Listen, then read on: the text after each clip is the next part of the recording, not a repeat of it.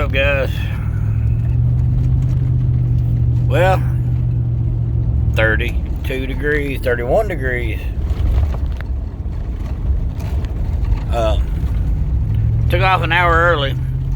Be the last time of the year I can do that. Got daylight savings time, which I absolutely despise, because when I'm on day shift, it's hard for me to get to the woods. But that said, I wanted to talk a little bit about a comment. Actually, two comments I got.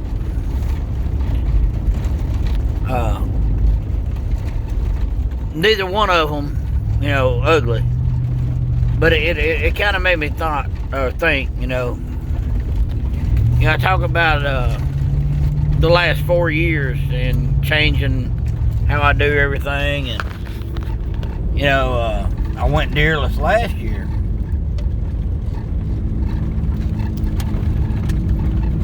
But last year I said that I was gonna hold out for a 140, and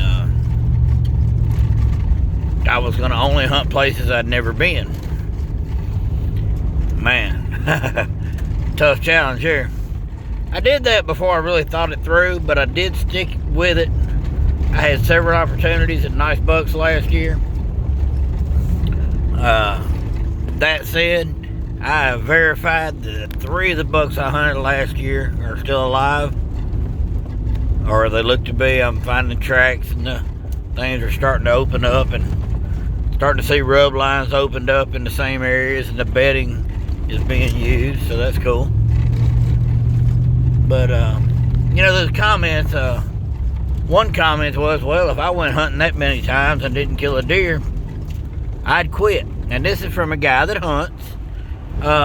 He shoots the first deer, turkey, squirrel, whatever that walks out. He's a meat hunter, and that's awesome, man. I mean, we all start out that way. To him, he sits on green fields, and he's went the last 3 years without a deer, and he hasn't done anything to change it, to make it better for himself. Even on private land, which they have a bunch of. But I took that comment, because I thought about it, and I was like, he doesn't hunt as much as I do, and I do hunt a lot more than he does, but I spend a lot more time scouting than most people hunt. And now, I've come to realize that the whole 140 deal, that was a mistake on my part. That was a, kind of a, oh, that's what I want. But in reality, you got to look at your land. You got to look at what you got. And I'm still looking for a trophy deer. But I don't want to limit myself like that. I don't want to let deer walk that I should have shot, like my chocolate horn deer from last year. So, I've rethought that. I'm still going to just hunt deer that make me happy. The second comment was one about overthinking it. And overthinking it is very easy to do, and I do that a lot.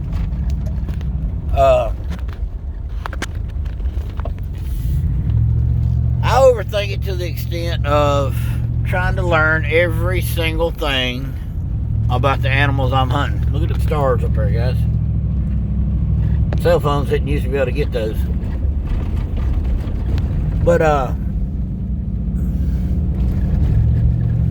so it's hard for people to understand when a hunter hunts a whole season, doesn't shoot a deer, but tells people they saw deer. They tell people about how they had a nice 8-point feeding in front of them for 30 minutes and they didn't shoot it. A lot of people won't understand that. They don't understand why I saw 2 very large deer last year one of them 3 times and never shot it. Well, I was bow hunting during rifle season, and you know what? When I say that out loud, it sounds crazy too. I mean, you know how much of a pain in the butt it is to get a shot on a deer that knows you're hunting him? That's lived. I'm thinking that deer is probably about 4.5 years old. So, you know, I've been around him. I see him. I seen him 1, 2, 3 times last year. And, you know, I get it. As far as overthinking it, I will probably do that till I quit hunting. I want to know every single thing there is to know about white-tailed deer. When I fish, I'm a bass fisherman. And my objective is always to catch the biggest fish in the whole damn lake. When I hunt, my objective is always to kill the biggest damn deer in Alabama, or Georgia, or South Carolina, or Kentucky, or wherever else I may be. I mean, that's just the way I do things. So if I was in a bass tournament and I could only weigh 1 fish, well, I'm going after the biggest fish. Now that I'm in deer hunting woods, same thing. So being criticized about letting some deer go, your younger deer, you know, that's something each of us have to make a decision on. I'm learning now that maybe I shouldn't tell everybody what I do see, because a lot of people don't see the deer that I see. They don't get in gun range or even spotting scope range of big deer because of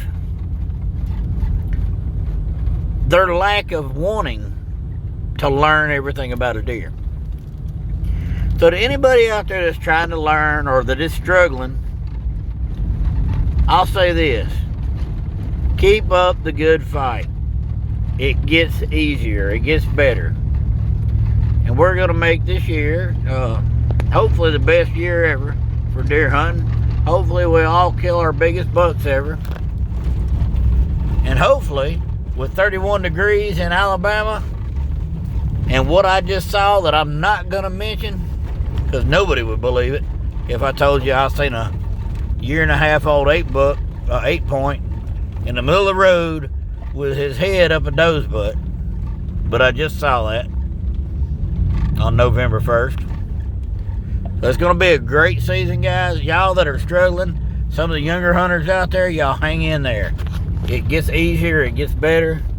You got to understand what you're trying to do. If you're just trying to kill your first deer, get on them saddles. Get on those places that the younger deer go. Get some deer under your belt. Get some confidence. And then as you progress, you'll find that one day you're going to be like, hey, I want to kill a bigger deer. And then you'll start moving into some of the tactics I talk about. Guys, y'all have a great Friday. Happy hunting to everyone. And see you later.